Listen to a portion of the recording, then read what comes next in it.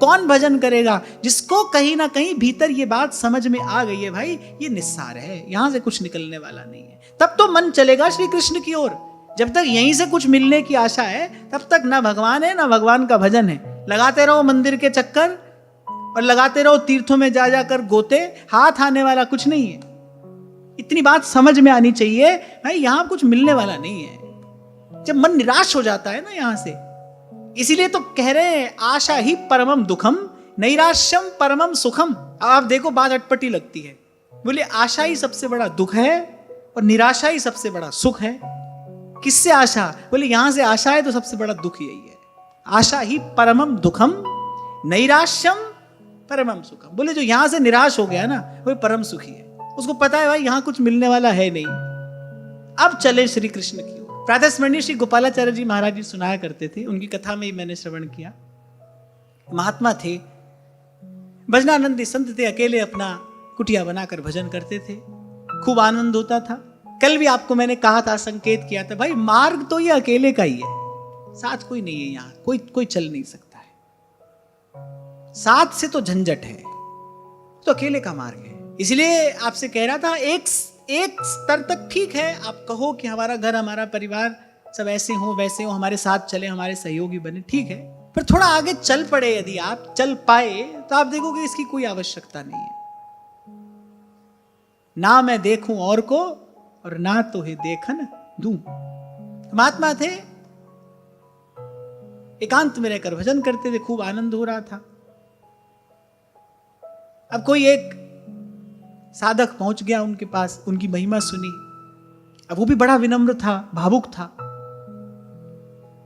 तो बस किसी ना किसी प्रकार से उसने महात्मा को रिझा लिया, मना लिया कि महाराज मैं आपके पास रहकर अब आपकी सेवा करूंगा, आपका शरीर वृद्ध हो गया है, अब मैं आपकी सेवा करूंगा। अब कोई साथ आया तो भाई थोड़ी खटपट होना बड़ा स्वाभाविक है, बड़ा स्वाभाविक है, ये तो होगा ही। अब एक दिन जाने क्या हुआ, खूब लगा है सेवा में, सुबह से लेकर शाम तक सेवा कर रहा है। अब एक दिन जाने क्या हुआ, बस एकाएक और छोड़ा और चल दिया। बोले अब हम जाएंगे, अब हम नहीं आएंगे। महात्मा ने अपने करताल उठाए और महात्मा ने कहा अब भजसू गोपाल। बोले पता नहीं हमारी कौन सी वासना थी, पता नहीं पूर्व जन्म का हमारा कौन सा ऐसा संकल्प था, बोले जो बवाल आ गया था हमारे जीवन में, गुरुदेव गुरुदेव करता हमारी सेवा करेगा। बोले अब भजसू गोपाल। संतों का आचरण बताता है, कुछ भी यहां हुआ आपने अपना माना और अभ्यास के कारण उसमें ममत्व हो ही जाता है, इसमें कोई बहुत बड़ी बात नहीं है, हो जाएगा। इसलिए मैंने कहा यह श्लोक बड़ा महत्वपूर्ण है, विचारणीय है। आत्मजाया सुतागार पशु द्रविण बंधुषु। और कौन कौन सी बात गिनाई है यहां? बोले सबसे पहले ममता किसमें होती है? शरीर, अपने शरीर में ममता होती है। फिर दूसरी बात कह रहे पत्नी, फिर पुत्र, फिर महल, फिर धन संपत्ति, और फिर महाराज परीक्षित के पास तो निष्कंटक राज्य है, एक छत्र सम्राट है वो, बस बोले उसमें बने रहने के कारण वो धूल जम गई। आपको एक उदाहरण दिया करता हूं ना मैं कई बार, आप खिड़की खोलोगे घर की तो हवा भी आएगी, पर हवा के साथ साथ धूल भी आएगी।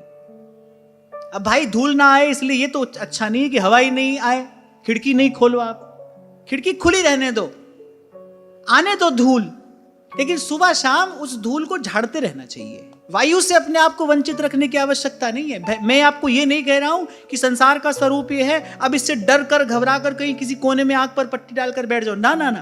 अरे संतों ने बड़ा सुंदर मार्ग दिया है, उसको समझ लो। इसलिए मैंने कहा आंख से देखते रहो लेकिन समझते रहो साथ में।